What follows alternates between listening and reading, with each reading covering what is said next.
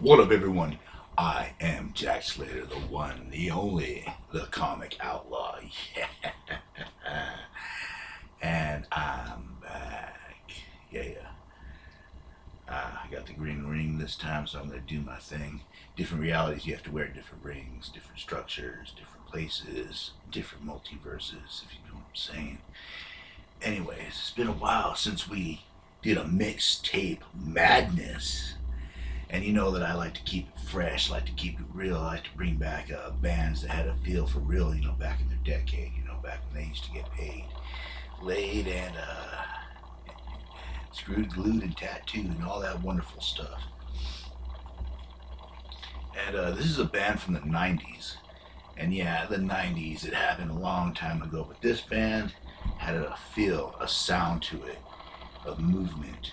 And sadly, this band, the minute they got famous, the band was erased from existence.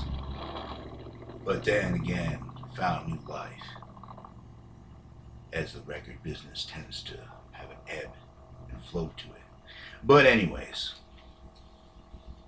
I'm talking about a band, Sublime. Yeah, Sublime. If you haven't heard of them, I suggest you go check this out. And it's mixtape madness, it's 13 songs put together in just an order that I would listen to them, like on a tape. The tape usually had like 13 songs or whatever, depending on how long the song was. So I just narrowed it down to a number 13, and I based it on flow and how I think it would sound good as an album or a greatest hits album. I am gonna have to do a part two to this, I must admit. For the short time they were around, they had a good amount of music. About 5, 6 albums pulled together. We'll go over a few of them. Like their demo, "Job Won't Pay the Bills," that had a lot of good music on it. "Slow Ride," for example, which we'll end up getting to in this one, in my list. And let's see, their second album was 40 Ounces to Freedom, which they produced themselves under Skunk Records. And then they had "Robin the Hood," which they were barely able to squeak that one out. And then they started working on their studio hit, their self-titled album, Sublime, which had a lot of classic songs on it. The whole album, like a lot of these albums from start to finish, are actually really good. They have a great flow to them.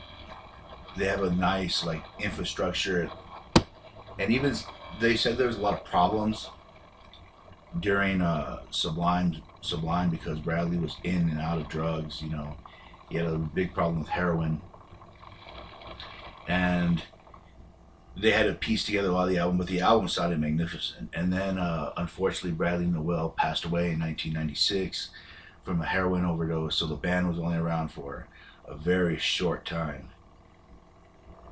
And they were able to produce some music, I think from 1991, 92, from 96. And the record label cobbled together a few other albums like "Secondhand Smoke" and basically "Sublime Acoustic with Friends," which had good albums. "Secondhand Smoke" was like a mix of "Job Won't Pay the Bills," 40 Ounces, and a few demos, stuff like that. I mean, all in all, it was a fair album. It was sort of like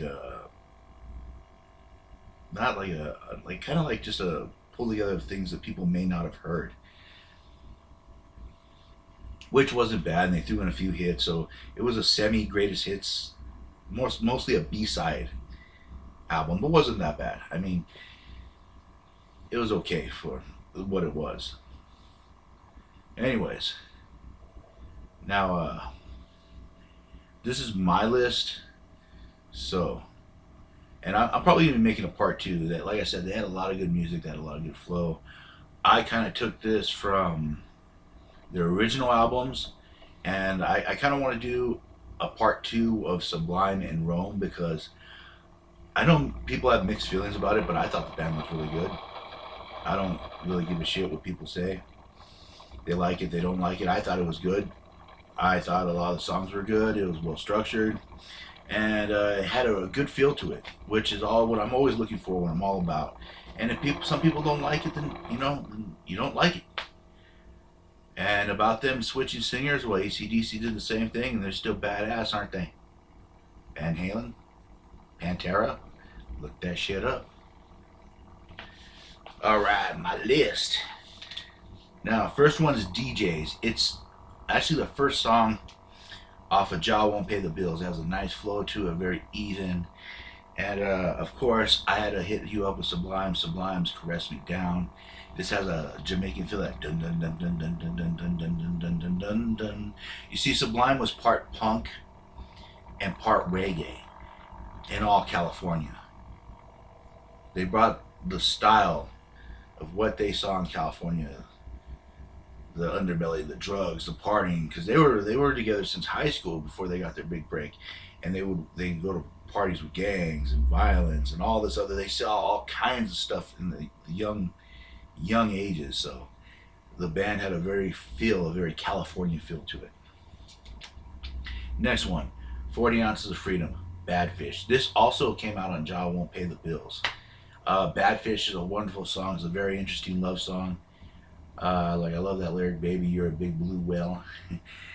Very fascinating. And then I put "Slow Ride," of course, which is a very fun song from "Jah Won't Pay the Bills." "Smoke Two Joints." Now, if you're a stoner and you're worth your salt, you need to hear this song. "I smoke 2 joints in the morning. I smoke 2 joints at night. I smoke 2 joints in the afternoon. You make me feel alright. Fuck yes." This song is bomb. It's just, that's why I kind of put it in the middle, to kind of give you that whoo, you know. Because, well, the middle part, we all know the middle movie is supposed to be the best movie. I mean, Empire, Karate Kid 2, Nightmare on Elm Street 3, because there's like, what, 7, 9 of them? Alright. Now, after that, 40 Ounces to Freedom, which was the title of their second album. And I love this song so much. I brings back memories when I was younger, going to the store, putting together what change you had with your bros for a 40, getting a couple 40s and drinking them out in the back, kicking back, jamming out, hoping to meet some girls, have a little play out. Good times, good times. All right. Then I had to hit you with some Boss DJ. Now, this is from Robin the Hood. And Real Big Fish did a real good cover of this, but this one's real slow, has a nice feel to it. And I always love the way it sounded. It has more of an acoustic feel to it. Highly recommend it. All right, after Boss DJ, I put on their classic, one of their big hits, "What I Got." Loving is what I got. You remember that? Yeah, you gotta check that out. It was a song that kind of like made the 90s. It was played out all the way out through the 90s. A little bit after, it was a very popular song. "Wrong Way."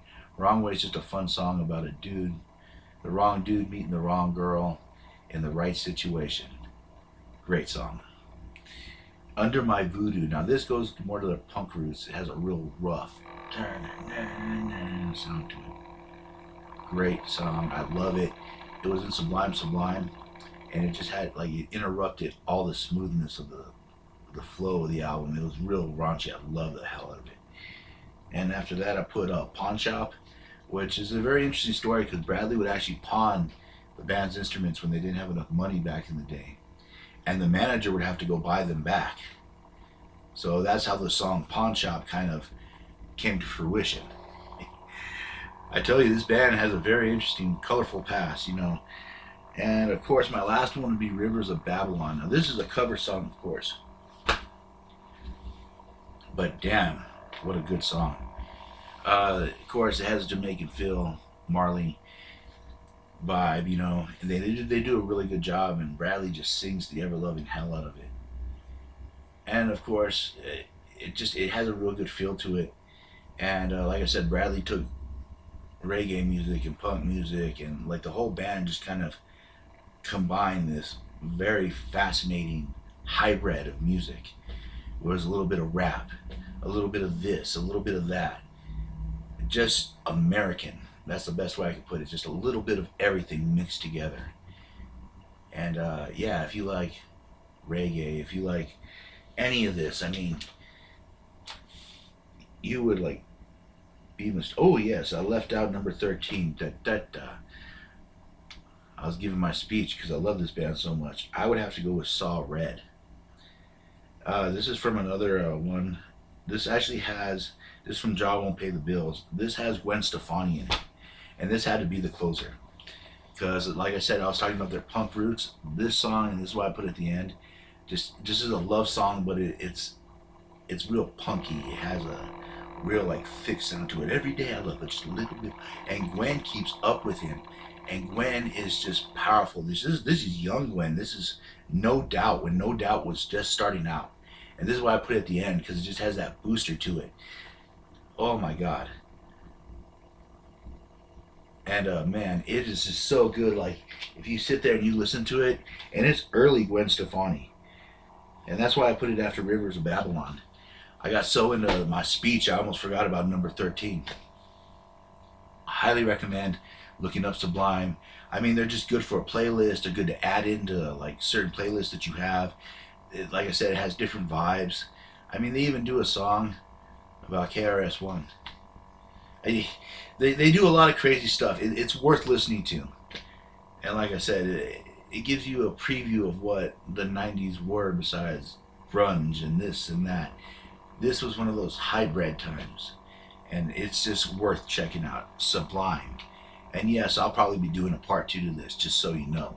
And as always, I'm Jack Slater, a.k.a. the Comic Outlaw. And I'll catch you on the flip side. Yeah.